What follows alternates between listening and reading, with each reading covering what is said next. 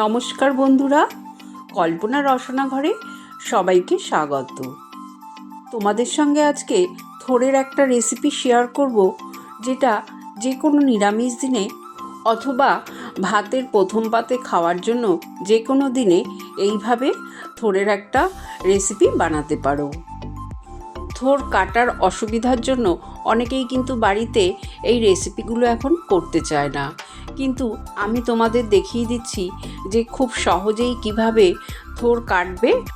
আর থোড়ের এই রেসিপি খুব সহজেই কম মশলায় কম উপকরণে বানাতে পারবে।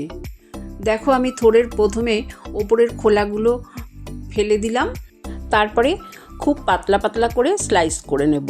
আর দেখো, স্লাইস করবে একটা করে, আর দেখবে সুতোর মতন হাতে বাজবে, সেগুলোকে আঙুলে পেঁচিয়ে নেবে।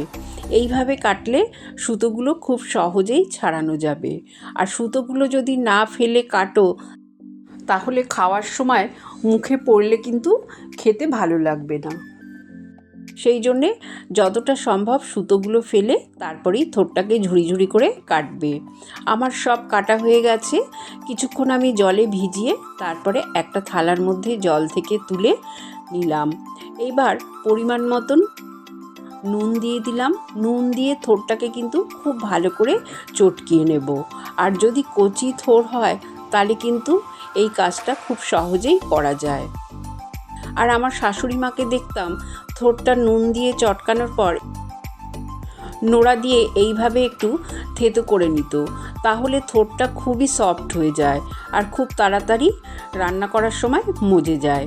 দেখছো তো কত সুন্দরভাবে থোড়টা মজে গেছে। এবার আমি আবারও ভালো করে একটু হাত দিয়ে চটকিয়ে তারপরে রেখে দেব।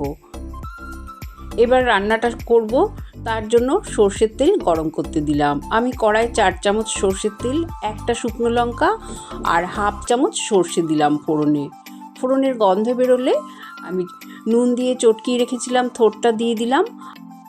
নুন দিয়ে চটকানোর ফলে থোড়ের মধ্যে থেকে যে জলটা বেরিয়েছে, সেই জল শুদ্ধই কিন্তু আমি দিয়ে দিলাম। তারপরে 4টে চেরা কাঁচা লঙ্কা দিলাম আর হাফ চামচ হলুদ গুঁড়ো দিলাম। নুন তো দেওয়াই আছে। এবার খুব ভালো করে নাড়াচাড়া করে মিশিয়ে দেব। 7-8 মিনিট হাই ফ্লেমে এইভাবে রান্নাটা করার পর দেখবে জলটা কিছুটা মজে যাবে। তারপরে ভালো করে নাড়াচাড়া করে গ্যাসের ফ্লেমটা লোতে করে ঢাকা দিয়ে কিছুক্ষণ রেখে দেব, যতক্ষণ না থোড়টা গলে যাচ্ছে। প্রায় 10-15 মিনিট পর তোমাদের ঢাকনাটা খুলে দেখাচ্ছি। দেখো, মাঝে মাঝে কিন্তু আমি ঢাকনা খুলে নেড়ে দিয়েছি, নালে আবার তলায় লেগে যাবে। এবার আমার থোড়টা কিন্তু একদম মজে গেছে, বেশ সেদ্ধও হয়ে গেছে ভালোভাবে। 1 চামচ কালো সর্ষে, 1 চামচ সাদা সর্ষে অল্প নুন দিয়ে বেটে রেখেছিলাম, সেই সর্ষে বাটাটা আমি এবার দিয়ে দিলাম। সর্ষে বাটা দিয়ে থোড়টা ভালো করে এবার নাড়াচাড়া করে মিশিয়ে নেব। বেশ একটু মাখা মাখা তালে হবে আর খেতেও ভালো হবে। তারপরে দিয়ে দিলাম হাফ চামচ চিনি। নিরামিষ রান্নায় একটু মিষ্টি মিষ্টি হলেই খেতে ভালো লাগে, তাই জন্যে একটু চিনিও দিয়ে দিলাম। ব্যাস, এবার খুব ভালো করে নাড়াচাড়া করে নিলাম। সর্ষে বাটা দিয়ে বেশিক্ষণ আর রান্না করতে হবে না। 5-7 মিনিট নাড়াচাড়া করে গ্যাসের ফ্লেম বন্ধ করে তোমাদের আমি সার্ভ করে দেখিয়ে দিচ্ছি। দেখেছো তো কতটা সফট হয়েছে।